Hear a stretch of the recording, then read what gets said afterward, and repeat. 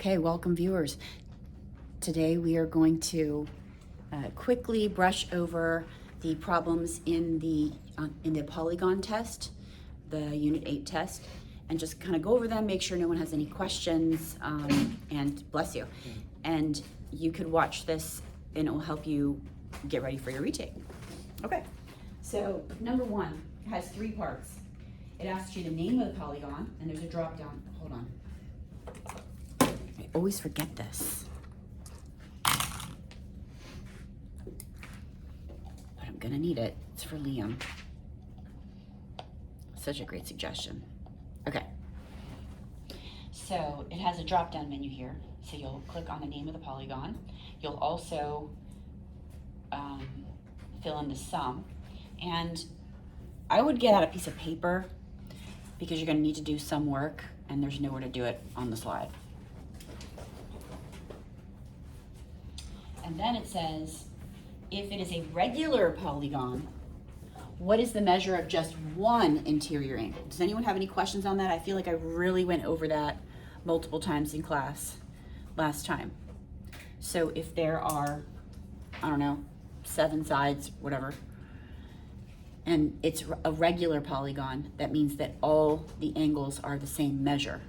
So you would figure out the sum and then divide by how many there are. Are we good?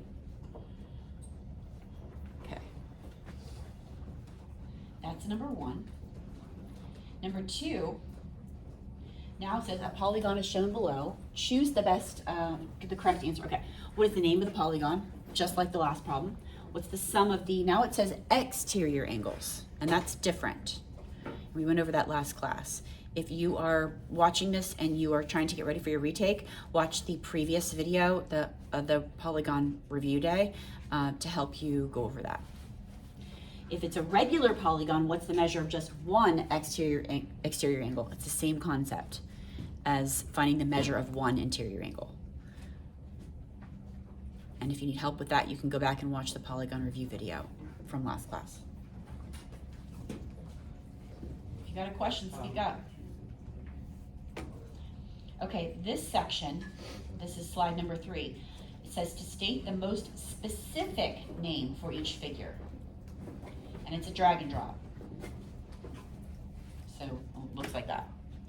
So just be careful because just because it has 4 sides, yes, it's a quadrilateral, but is quadrilateral the most specific name for that figure? If you could be more specific and say it's a parallelogram or it's a square.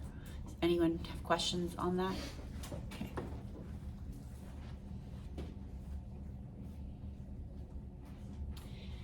They tell you the shape in slide number 4 is a parallelogram. Choose the correct answer. Sorry, so solve for x. So you have to know something about the opposite angles in order to figure out the value for x. And then it's asking for the measure of angle t.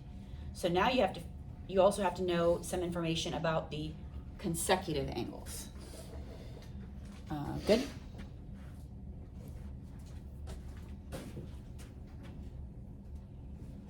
Number 5, again, they tell you the shape is a parallelogram and it asks you to solve for x. So you need to know something about opposite sides of a parallelogram to do that problem. Number 6 is also a parallelogram, and it tells you that LW is 18, and also tells you that WN is x plus 6.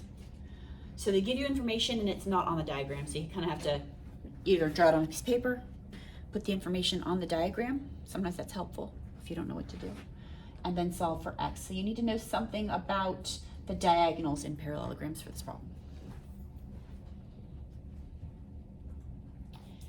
Number 7, okay, on the shape below, it tells you that CD is parallel to BE.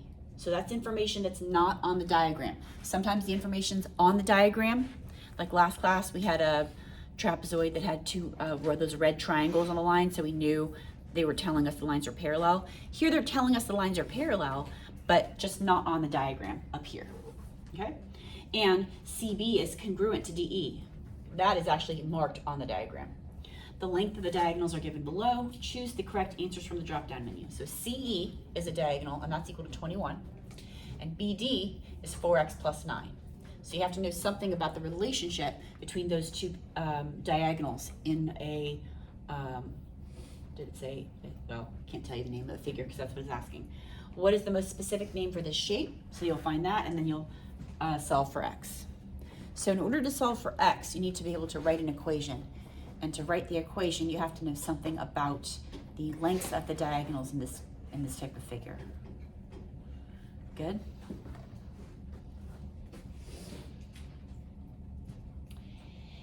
Number 8, they tell you it's a rhombus, and they give you a whole bunch of information, and it's on the diagram. That's nice. Answer the questions below. So you'll solve for x. So you're going to need to know something about the opposite sides of a rhombus in order to solve for x, because you're going to have to write an equation and then solve for x. Then you have to solve for n. N is right here, and this angle here is 8n plus 2 degrees. So there's some information about angles that you need to know for rhombuses. And what's the third? What's the measure of angle D? And that's just information from a rhombus about angles. Last problem. JKLM given below is a kite. If angle KLM is 96 degrees. Find, okay, we gotta find NM. NM is this length right here. And then the measure of angle NLM. Where's that? NLM. So there's enough information given here to solve for those two. Let's make sure that's only 2 problems. There's nothing below it. Let's see if I have to scroll. Oh, NKL. So NLM and NKL. Okay. Any questions? There are only 9 questions, and we have until 10:46, I believe, the end of class. All right. That's it. Peace out.